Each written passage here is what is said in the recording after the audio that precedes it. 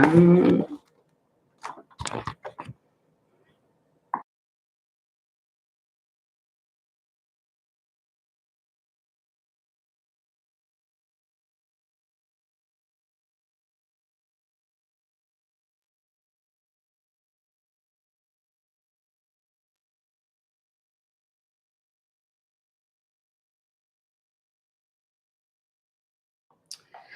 right. Obviously, I'm not in my usual spot for this live stream. Good afternoon, good evening, everyone. Well, to those who can tune in. So yeah, obviously, I'm not in my usual spot. I'm at a undisclosed location that I was able to come to, thankfully, to be able to still do the stream. Otherwise, I would have just parked up on the side of the road and just done it from my phone. But considering that battery is now a precious thing, I'm grateful to be able to be here to do the stream. Of course, looking a little rough because it's hot. So as we all know, we are right now in the midst of a countrywide blackout. I have my notes as usual, but then I'm wondering, do notes matter? Is really the question. Especially in light of what we're currently experiencing. But nevertheless, let me go through them quickly. So this last week in Parliament, we had a couple meetings, a public meeting to vote in Presidium. MP Sarah Westcott Williams was voted as President of Parliament. MP Christophe Emmanuel was voted as first Vice Chair of Parliament. And of course, myself was voted back in as second Vice Chair of Parliament. So the Presidium has been restored. And now we go on to the next. We had two CCARE meetings actually to prep for IPCO. We leave tomorrow, hopefully, if everything at the airport is okay, and we leave tomorrow. So we had one meeting to kind of just discuss the schedule and such. And the second meeting that we held on Friday was to discuss how we want to approach the democratic deficit, which of course is a discussion that has been going on for quite some time to address the democratic deficit within the kingdom. So yes, in light of no pun intended at all, actually. Thanks, shoes. So those CCARE meetings went off quite well, and then one of the better meetings that we had, which was of course to deal with something that impacts Sint Maarten every day, was a committee VRAMI meeting that essentially has to do with Nature Foundation presenting to us their plan for primarily marine related legislation for protecting our environment. Now, many of you will know that we have one marine park area on the island. We have a few that have been trying to be designated as protected areas, but that's not something that has happened as yet. However, Nature Foundation shared that they were in connection now with Blue Marine, who's paying for the legislation, and with the Young Legal coming to the end of that process of writing that legislation. So what that means is that it will then be submitted via government to the usual entities. So Council of Advice will have to, of course, advise on it, and then it hopefully will come to Parliament, where I'm hoping that, especially in with what is happening right now, my colleagues will, whoever are colleagues at the time, because to be honest, it might happen after the election, and we'll see who's there, basically, to pass that and to actually start protecting our marine areas. And from a terrestrial perspective, I know Nature Foundation is still looking for funding to be able to draft legislation for that, because writing laws is expensive, guys. If you are not a legislative lawyer, which most of Parliament is not, you do have to go outside to get this assistance and to make sure that you can get some initiatives done. So that meeting was interesting because there were questions coming from persons who had just left the other side of the benches, our mangroves, and on how that is done, and then very grand Facebook posts about protecting our environment and being passionate about it. And then it turns out, what did you do when you were there to be passionate about the environment? To corral in your Minister of Rami that was signing permits left and right for big developments. We'll get on that later. Um, so yeah, that Rami committee meeting went well, and then we discussed the schedule for IPCO. Essentially, for IPCO, we are going to be visiting. I'm very excited actually to visit it. We're going to be visiting a archives basically. So we do work visits sometimes where we go to. We went to Wageningen one time. We went to Delft, take you to Delft, their green little city where they kind of show you the type of renewable energy and conservationist technologies that they're using. That hopefully in the future can be deployed on a grander scale to help cities, small islands, and such deal with food security, energy issues, and water issues. So those would be some of the updates that we're going to be sort of some of the events that we're going to be attending while at IPCO. We're also going to be discussing issues that our students are facing. We also will be meeting the students as we always do. So keep a lookout on my social media. If you're in the Netherlands and you are a student, a young professional from Sint Maarten, and you want to attend, we will be putting that out there this week coming, as well as the details of where we're going to be. And I will, of course, be doing a IPCO-related podcast update on June 9th. The time to be determined. It'll probably land so that it's in the morning time for you all, and then afternoon, of course, for me, late afternoon. So I'm gonna see what time is best for that to happen. Which then brings me to this last week, last couple of days actually. Facebook has been, as it usually tends to get, pretty hot. And I want to address something before I continue. A few people have messaged me, after the Lady Grace interview, and of course, seeing some of my posts that I've been making on Facebook recently. And I have to say, I stayed away from Facebook because it tends to be a bit of an echo chamber, especially for our two larger political parties here, because they have a lot of yes men that pop up and kind of reinforce, from a very subjective position, the grand job that has been done over the last 4 years of running the business that is Country Sint Maarten. And I also, people were like, Melissa, you seem to be so different this time around. And I am because, to be nice, to be nice while also being professional, it's not working out, guys, because I think it's always cute to me how when I in particular start to respond and react to people with facts. It's not lies, it's facts that are being stated in a certain tone. All of a sudden, it's, oh my God, PFP is getting so violent.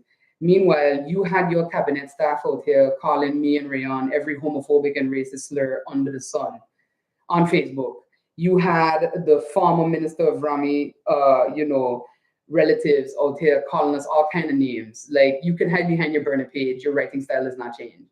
So it's cute to me that now that we've started to give some pushback and started to comment, all of a sudden it's, you guys are not classy.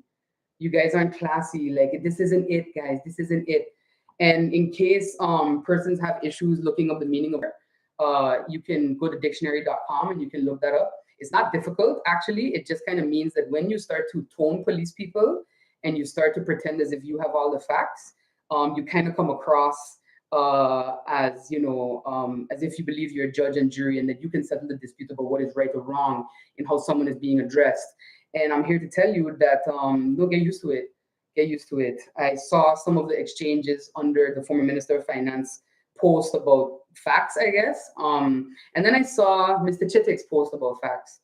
And I have to commend publicly Mr. Chittick. I have had, a couple conversations with him in the past. I have always tried to keep it very, respectful, especially in considering his role at GEBE at the time, because I believe that people are doing, the job that they were put there to do. And I read his post and I thought,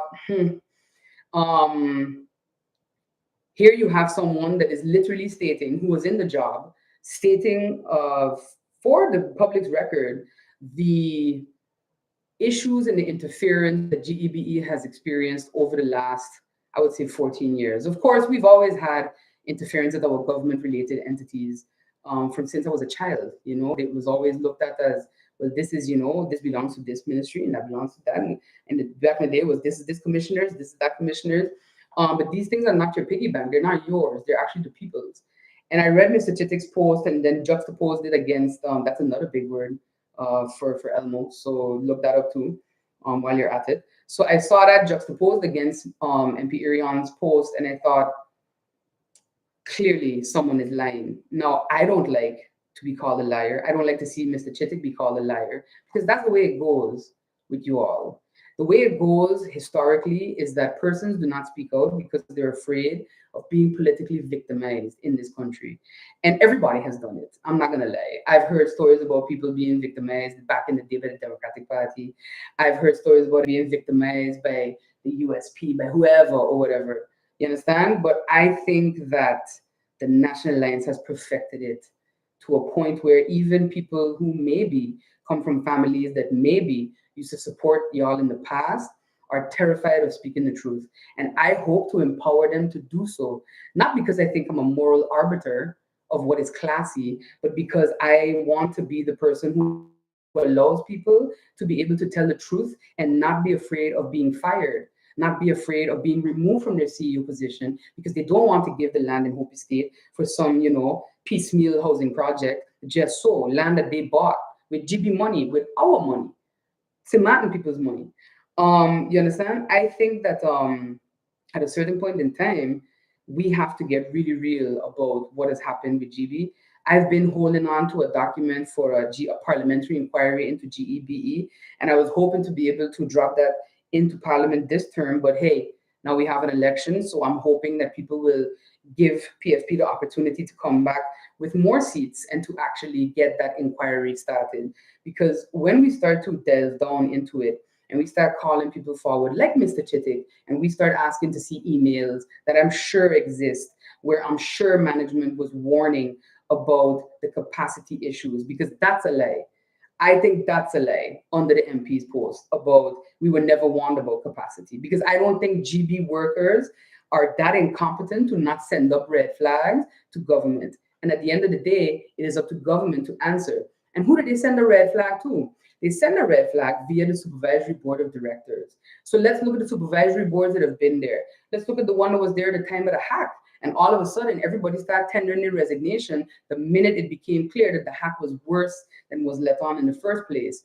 And these are the questions that I want Sint Maarten to have in their head, even as you're sitting now in the heat, even as you're sitting in the dark, okay? Because I can be right there with you. I don't have a generator at home, right? I don't have a generator. That's fine. I can get one, but you cannot. And that's what I think we need to start thinking about. The people that are not able to see their way literally tonight on how they're going to sleep comfortably, I would really like to hear then what is the plan for them. And I cannot in good conscience say that GB has never warned anybody, and suddenly everyone wants proof of something. Suddenly it's but I have to see, but the emails. No, if Mr. Chitik wants to share the more nitty-gritty details of what he went through under the people that were at his supervisory board of directors at the time, and he's willing to do so. If Devon Denbrook wants to share what he went through with his supervisory board that removed him when he tried to remove the cancer within GB, you understand? I think that is up to them to do so. As you can tell, I'm pretty frustrated because if there's one thing I don't like, it's when people tone police myself and my people on social media or on the radio. Because I got a message as well from the same supposed moral arbiter of what is classy. I got a message after my interview with Grace saying, this ain't it, you were warned about what was going to happen with the coalition. And I'm here to say, sir, Mr. York, please do not follow down the road of your party mates. And please, Aya, stop sending me these notes as disappearing one-time view only pictures. Because you know what I do? Because I'm not a Muppet. I take pictures of them. So if you ever say that I didn't say that, I can actually say that you said it. So again, Tech MP. I'm the Tech MP for a reason. And I really think that that type of behavior, you coming at me like that, as a member of parliament and saying I was warned, well, at the end of the day, the narrative of being power hungry stands and it's valid, because If someone is knocking on your door, you don't open the door to let them in.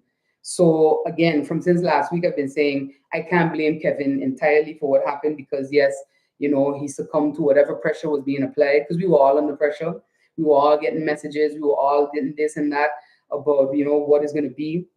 And I'm going to say as well publicly, indeed, I did tell the former Minister of Finance, when you're back, let's have a chat because he did text me as well to talk about, options. I said, when you're back, let's have a chat. And I always have a chat because I like to tell people no to their face because I don't like to just say no on a WhatsApp because WhatsApp can be deleted.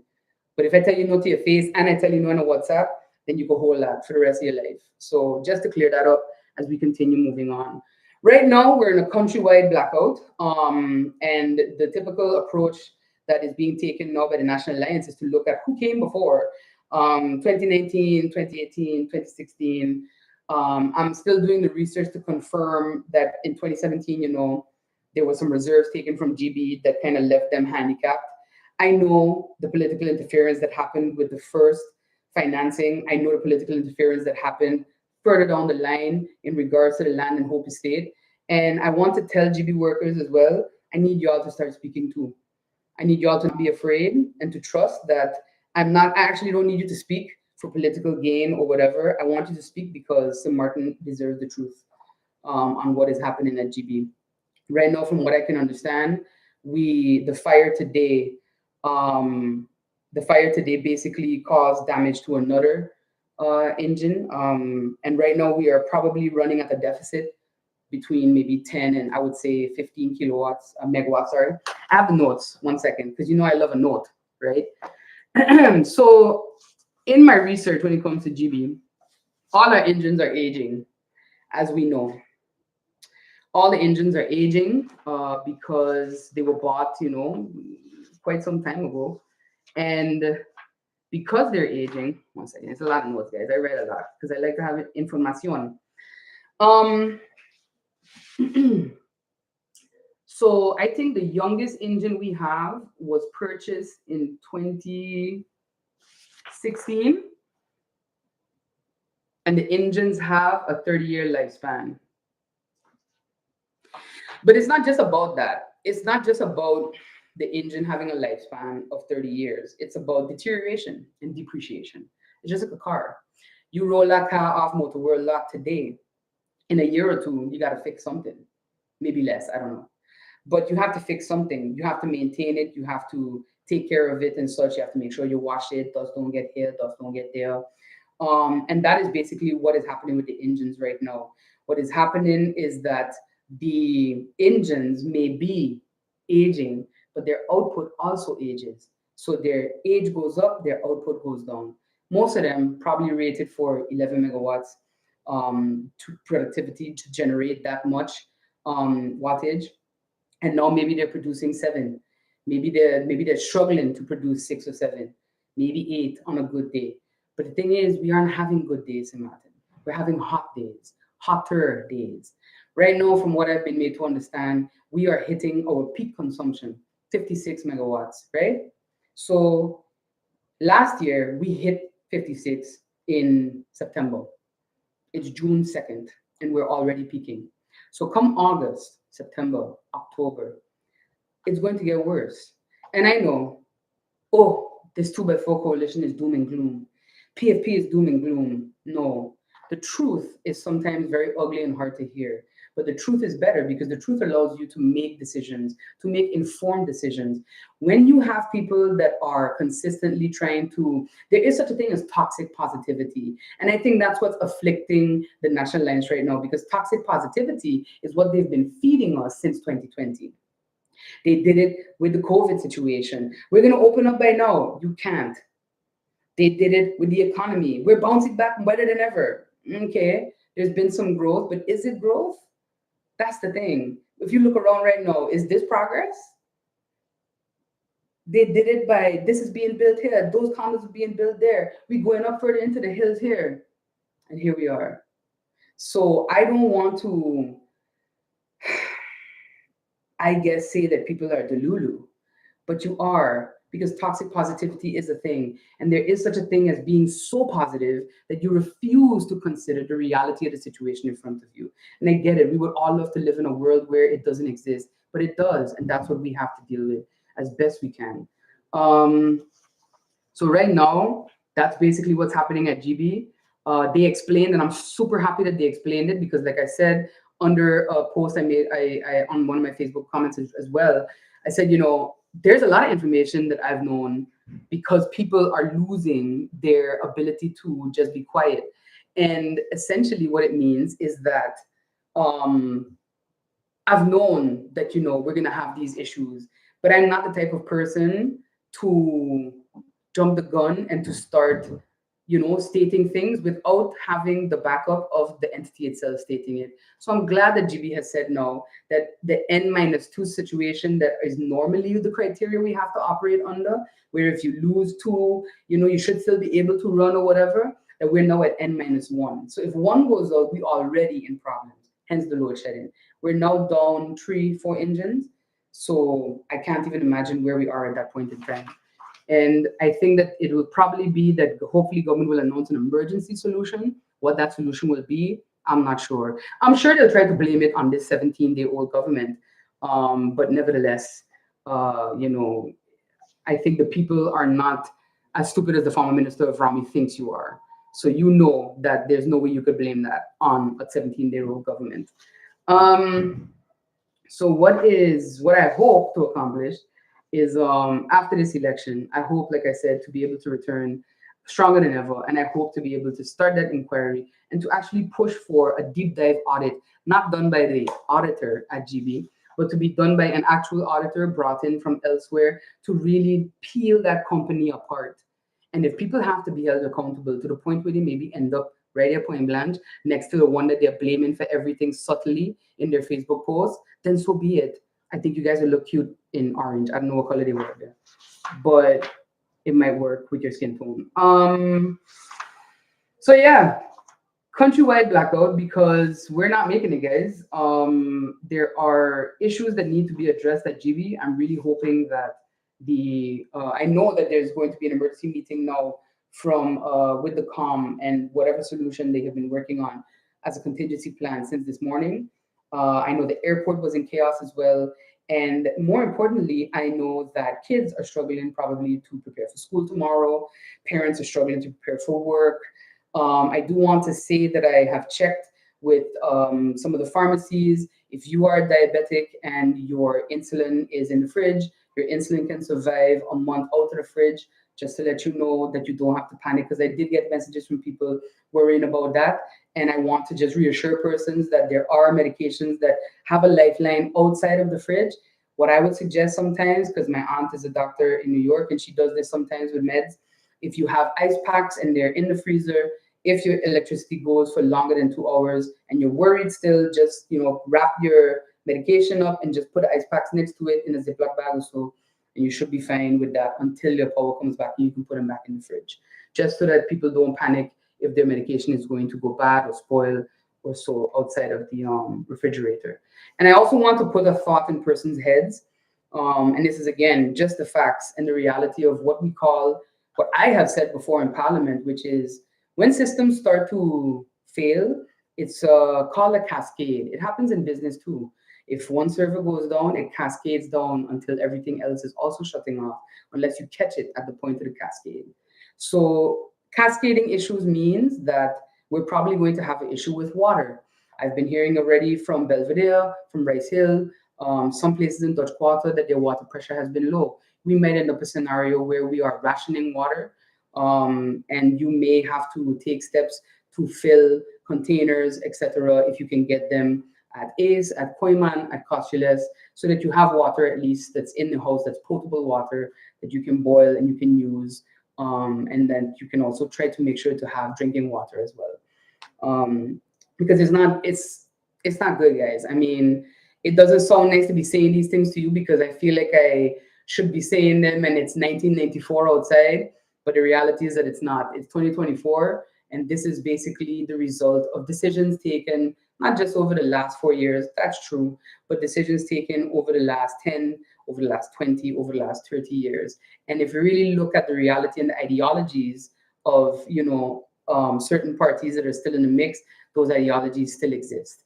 And I want to take a moment to also say, I feel a little vindicated because in what I am hearing from GB, what I saw with Mr. Chittick's post, the developments, guys, he literally says in the first part that, to date, what has been done, Weston back up and running, Puerto Kupukoy, massive construction, Kupukoy in general, massive construction.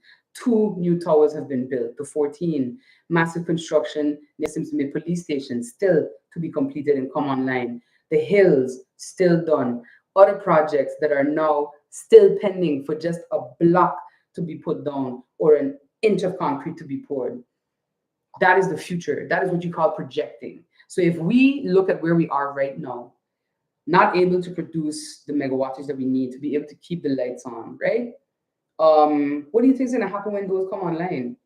So again, maybe I wasn't so crazy, former Minister Duran, for saying that we should hit the pause on development. It is possible. I said it in Parliament many times. Anguilla did it. So how is it that we cannot if they could? Because aren't we all developing together? That also brings me to another point I wanted to touch on, which is this thing that one of their mouthpieces has going on about how PFP was in opposition and didn't do anything and such, didn't come with solutions. Okay. Armand, honestly, GG guy, I would love to live where you live, but let's just look at the facts. We have PFP, Pantoflet, and Westcott Williams request urgent CC on cybersecurity.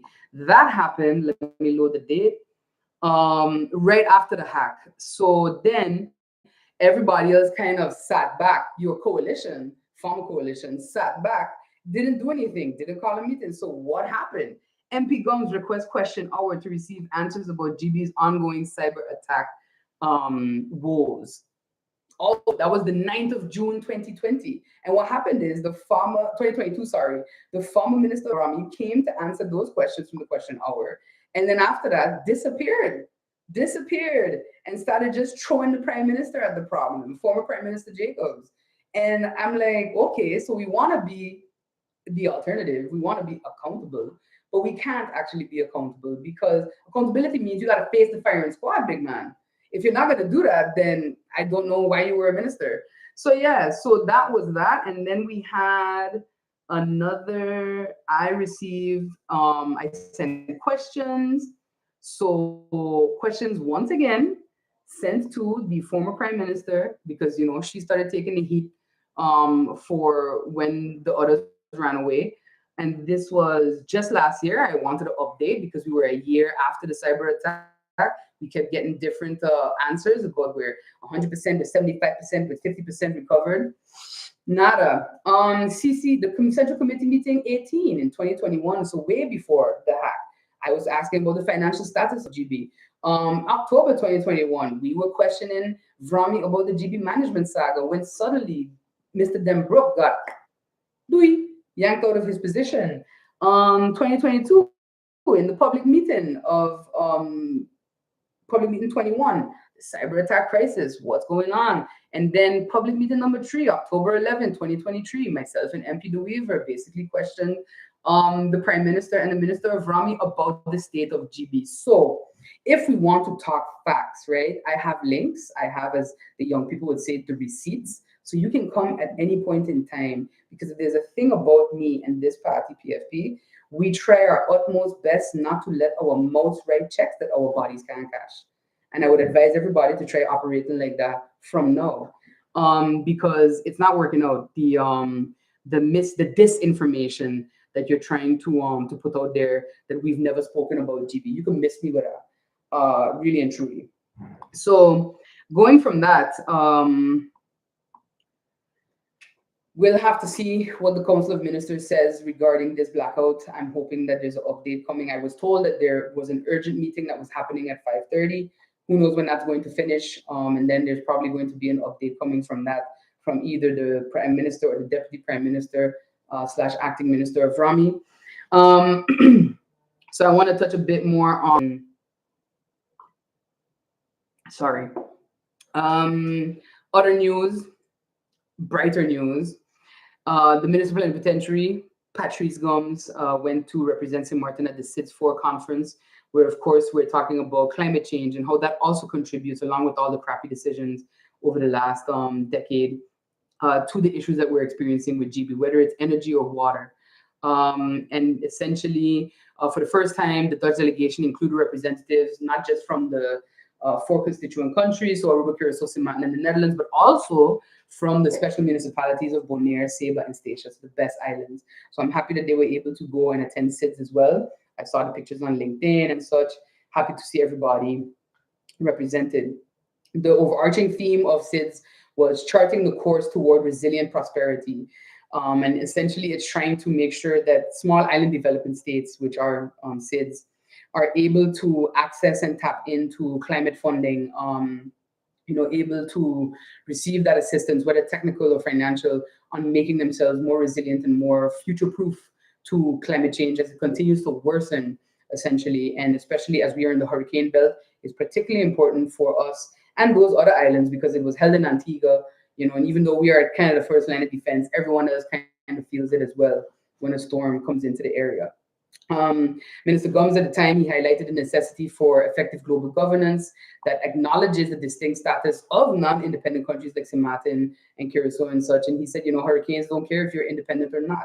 While we are part of the kingdom, we share historical and economic, cultural and environmental realities with the Caribbean. Our vulnerability to those threats, demonstrated by the devastation of Irma in 2017, means that we need to be included in global discussions on resilience and sustainable development. He also pointed out that despite the recovery funds that were provided by the Netherlands post-Irma, the complexities of recovery, the politicization of recovery funds, when we look at the airport especially, and limited local expertise in international financial mechanisms, that all contributes and creates significant challenges for not just Sint Maarten, but other small island development states as well. So these are some of the things that we've also been saying in Parliament, like, we need to get to a point where we're world ready. And the more we kind of bicker and do a sort of at, foreign aid assistance, whether technical or financial, the longer it's going to take us to get to a point where we are able to manage these mechanisms on our own in a proper manner. I also want to shout out St. Dominic alumni. Yeah, Benet Dawkins Fitzpatrick, who won the 3rd annual Interscholastic Spoken Word competition. They are a 6th grader at St. Dominic. So that was organized by Men's Mental Health Awareness Foundation. So shout out to Amy as well. Mattress, you know how we stay. And the runners-up were from Hillside Christian School, Aaron Peters, and from Mac John A. Gumbs campus, Abdiel Joseph, as second runner-up. So first runner-up was Mr. Peters. But shout out, Benet. Good job. In regional, kingdom, and international news, the world's on fire, as we all know. NOAA predicted an 80% above normal 2024 Atlantic hurricane season. Again, not trying to be doom and gloom, just trying to urge everyone to be prepared as you can be. Forecasters also said that the 2024 Atlantic hurricane season would be extraordinary.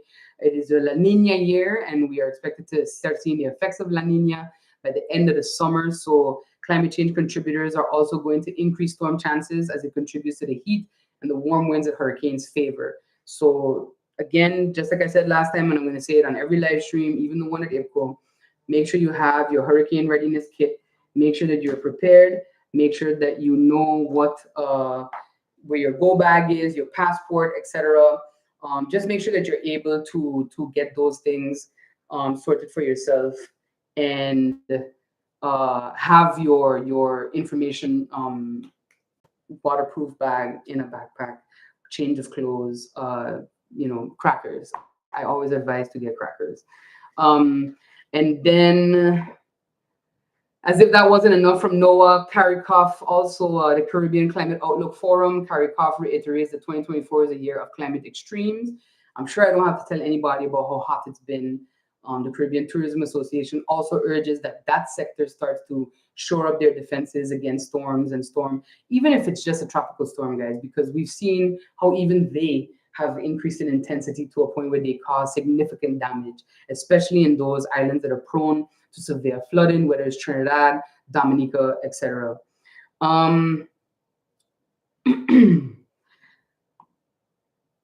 And then I had an interesting note about Jamaica. So Jamaica, which, when is the last time they had a hurricane? I gotta check.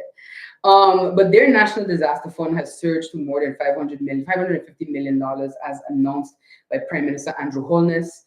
It's substantial growth. It's a more than five-fold increase from the initial 100 million when the fund was established. So Holness also leads the National Disaster Risk Management Council in Jamaica, and he highlighted that government's proactive measures to enhance the country's preparedness for potential disasters is all part of that fund. They have a strategic approach to disaster management by setting aside funds as a precautionary buffer.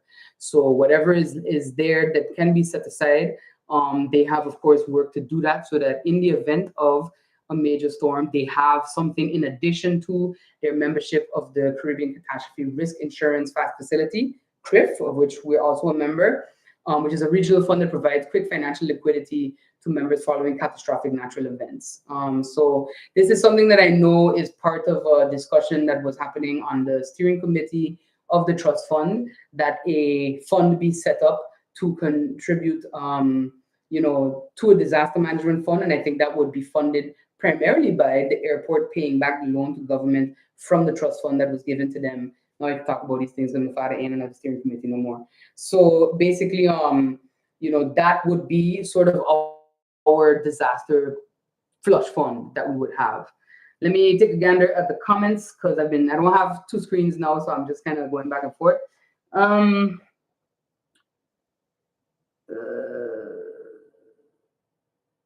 Yeah, Julius Lambert was sometimes I wonder how he feels looking at what has happened to his beloved GB. Not gonna lie. Shaddai says, can they take a loan with APS or invest in some solar panels? So essentially, solar itself, I've been advocating for that. There are other alternatives as well. And in terms of APS, given the loan, we also have to be very careful with this constant focus on local financing. And I'm not saying that you're wrong to suggest it. I'm just explaining, what happens when that happens. So APS is meant to do investments that are going to gain returns for their members, basically. Otherwise, there'll be no pension. And so their investments, I think they have shifted to kind of concentrate on things that are going to actually have a solid return, especially in terms of the experience that they've had over the last 2 years previously with the investments not really being that effective for their bottom line. So in terms of GB proposing solutions, I think right now we're in a triage situation. The load shedding was it is a solution. That's the thing. People don't realize that load shedding is not necessarily something that they want to do, but it is something that they can do to alleviate the strain. And I think, you will hear a bit more of tomorrow on the Super Duper Morning Show. Former MP Peterson, now Vrami Chief of Staff, and and Luciano Nichols, now Vrami Policy Advisor, they're going to share a bit about their meeting with GB in their current capacity tomorrow. That's on the radio. That's kind of gonna, I think, open up people's eyes a bit more on how what is really happening, and in terms of what solutions GB is proposing.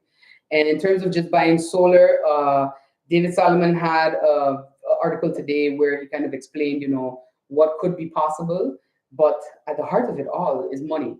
I know that GB had twice over the last at least 15 years financing options that were essentially sabotaged by persons inside, persons outside. But I will leave that, as I said, to Mr. Chittick and the rest of them to tell their story, because it is their truth to speak. It's not mine. If they want me to say it, they're welcome to tell me, and I have no problem saying it to anybody, because I think that the truth can hurt and the truth is ugly, but the truth is necessary for people to prepare and to make good decisions. Toxic positivity is not going to get you there. Friend said, well, should I? Last week, I think, EDF went off for 5.5 hours, 6 hours, something like that, I think in the dead of night. So I don't know. The reality is most islands are facing an energy issue because of climate change. Our problem is we're facing an energy issue because of bad decision making, and climate change. So we are kind of stuck in that regard. So I think Friendside everywhere is struggling with consumption issues because yeah, look, the hotter it gets, the more people are going to turn on their ACs, the more hotels are going to crank it up, the more people are going to try to stay cool, the more freezers are going to pull, the more this, the more that, and that is consumption. Think of it kind of like Wi-Fi. You have your connection at home. Even if you have 50 megabits per second, the more devices you have, your Netflix, your Fire Cube, right? Apple TV, 4 laptops, 6 phones, let's say, your Ring camera, your Ring doorbell, even your little Roomba is on your Wi-Fi. That is taking megabits from your connection. So all of that drags your Wi-Fi down. That's why you could be home alone, and all of these things, your PlayStation, your Xbox, when those things are in rest mode, they're still connected. So there are things that are going to be drawing power, that are going to be drawing energy from GB, and they just can't do it anymore. So the load shedding is a way to get that done. So that is really the struggle that we're facing. And with engines that are not producing any kind of output that they normally would if they were brand new, this is where we end up.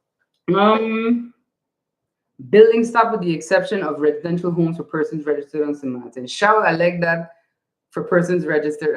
Residential. So what you mean is not condos. That's what you're saying, right? Just say it, man. Just say the truth.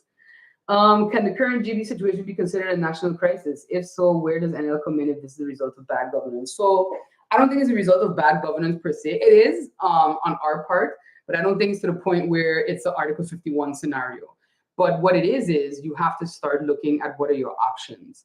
And I mean, if I have to think like a gamer, my next option would be state of emergency, which would activate several contingencies that are possible in a time like this.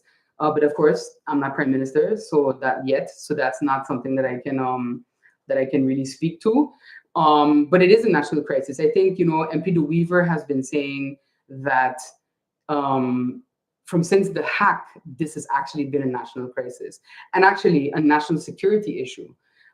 Your one energy provider almost lost their grid to a ransomware gang, and from then, that's why we as a faction have been so stressy on GEBE, on the former prime minister, on the former minister of Rami, to say let's just talk the thing.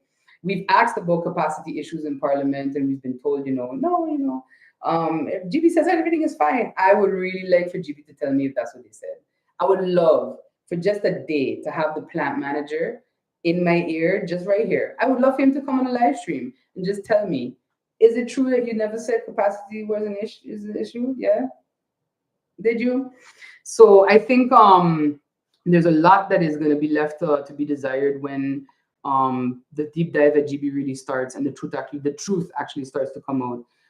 Because I understand that people are now trying to kind of say, well, in 2019 this is what we met, and in 2018 that no.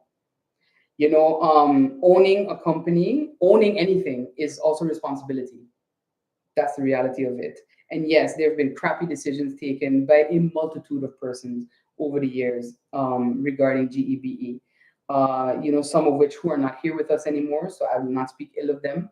But at the end of the day, there are also things that were happening behind the scenes. And again, I'm looking at that Hope Estate land. Because that was meant to be GB development, to make sure that they are good as a company and that they can operate as they should.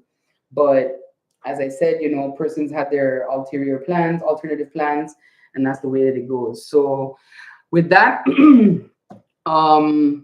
as I said, head into IPCO tomorrow, hopefully. So we will see what the discussions are like up there, because of course, as Patrice did at SIDS, the minister did at SIDS, it's my intention as well, always, every IPCO, to say, it's easy to tell us that we have to be more attentive to climate change, we have to do this, we have to do that. But the thing is, being future-proof for climate change requires money. And it cannot be that, we are kept out of funding because of our status within the kingdom. So it's either the kingdom got to pony up, or the kingdom has to advocate on our behalf so that others pony up. So that's essentially it. Once again, a reminder, start collecting foodstuffs a little at a time if possible, with the aim to have bottled water for 2 weeks, canned food and other non-perishables for 2 weeks, at least 2 changes of clothes, underwear, shirt, pants, nothing fancy. Leave, your Jordans, well, put them in a sack, protect them at least. Leave your heels, leave your everything else, and just functional clothes that you're able to, run with. The voters registry closes tomorrow, June 3rd. Elections are August 19th. Postulation day, of course, is July 2nd. So keep that in mind. Don't forget to like, follow, and subscribe to the PFE channel to be notified of new videos. You can also follow our socials, Facebook, Instagram, etc. And join our WhatsApp community, because that's where you get all the updates and all the links, so you don't have to go hunting for anything, if you don't feel like it. So I want to thank everyone who was able to tune in, for tuning in. We are in probably for a long night. I hope not too long. As I said, if you are worried about medicines, or if it's really too hot, or so, you have ice packs. If you have ice packs, you can pack them around your medicine, and your medicine will be fine. But of course, I checked with the pharmacy. Insulin has a lifespan outside the fridge of 1 month. So I know that was, for me, as someone who had a grandmother that was diabetic, post Lewis, that was also very scary for us. So, I also have to think about persons, especially the elderly in our community, who are worried about that. Try to keep yourself cool as best you can. If you suffer from high blood pressure, I know that, it can get unbearable when it's hot. And yeah, I hope that the update that we get is good and it has some kind of emergency solution, at least for today. And everybody, do your best to stay cool and stay calm. And I understand that all of this can build a lot of resentment, but try not to let that take you over and define how you interact with your fellow Sint Maartener today. So thank you for tuning in, and catch you next week from Nederland.